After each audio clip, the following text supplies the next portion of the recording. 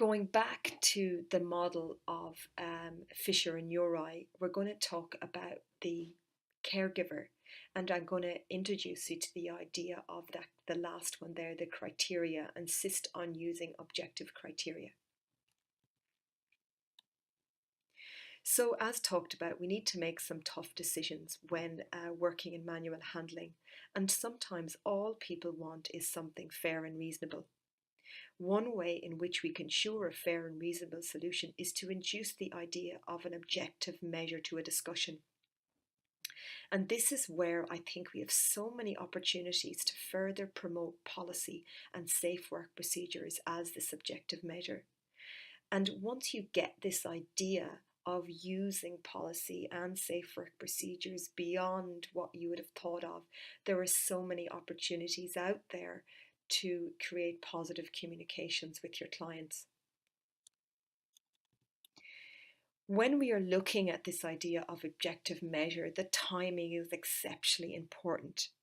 There is no point in introducing policy and safe work procedure when the horse is bolted. We need to introduce the idea of policy and safe work procedures before there's any problem. By introducing them before there's any problem, then we can refer to them in managing a problem.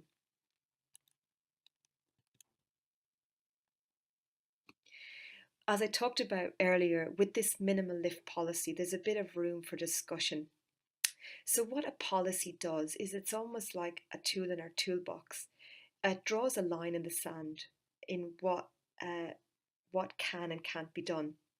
And if we take the opportunity to change our language slightly, we can talk about what we can do and what we can do. And I know all of you are probably screaming at the screen saying we already have policies and we already have safe work procedures, and yes, we do use them. And I'm sure that you do. And I think there, as I said, there are policies to provide some really good tools to separate the support worker from the task they are doing.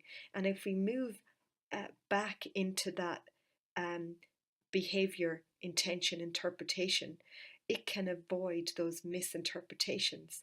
So they can position themselves as a robot, almost saying that they can only do what the policy says them to do. So they're not saying what they can and can't do. The policy is saying what they can and can't do. And similarly, the safe work procedures offers them an even more powerful objective measure. And if we have them in there before a problem happens, we can always refer to them, and it takes that personal out of it. So again, going back to that idea of misinterpretation, I think that policy and procedures are a way of protecting themselves by putting this fair and reasonable way of assessing something, and it's also official. Another big thing about policies and procedures is that if you look at the psychological literature, people will believe the written word an awful lot more than they will believe the verbal word. This is illustrated in a case study in one of the negotiation books I was reading on hotels and checkout times. There was a hotel chain who had a massive problem with getting people to check out on time, and they'd always tell their clients on check-in the checkout time was 12 midday, and they never got people to check out on time.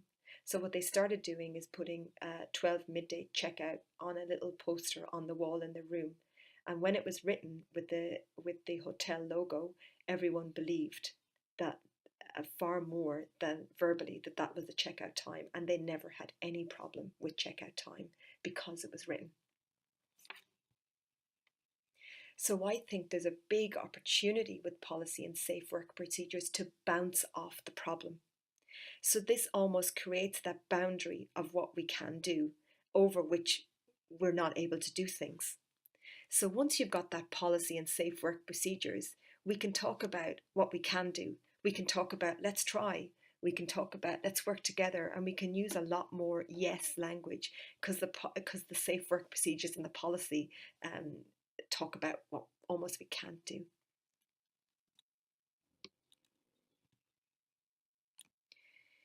Recognizing that misinterpretation that we talked about can happen when we're putting in hazard report forms, I feel there are opportunities to give care workers some more tools to negotiate with their clients. We talk about in the manual handling training that I do some ways in which we can put in hazard report forms and not be misinterpreted. So I ask that question of caregivers, what do you think you could do when putting in this hazard report forms? And some of them have come back with really creative ways. One support worker talked about appealing to their best interests, talk about to the client about what they can gain from this hazard report form going in and what outcomes they might be able to achieve.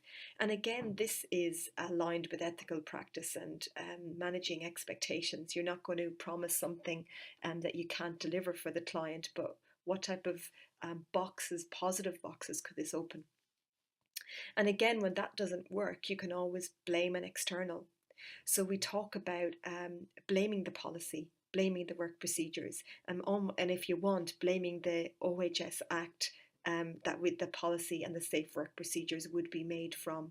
And again, the objective criteria, which is the policy, is this bad guy and not the caregiver. And that's the key thing about this policy and safe work procedures. So in conclusion today, ergonomics and biomechanics is also all about fit of man to machine. And in manual handling of people, we sometimes account for the fact that people have uncontrolled movements, but we sometimes forget the fact that they have uncontrolled emotions and feelings as well, and we need to be able to manage them. Today, we examine some of the reasons why there are social and emotional elements to manual handling in the family home. Firstly, we identified from a client's perspective the grief and loss they present with when manual handling is involved.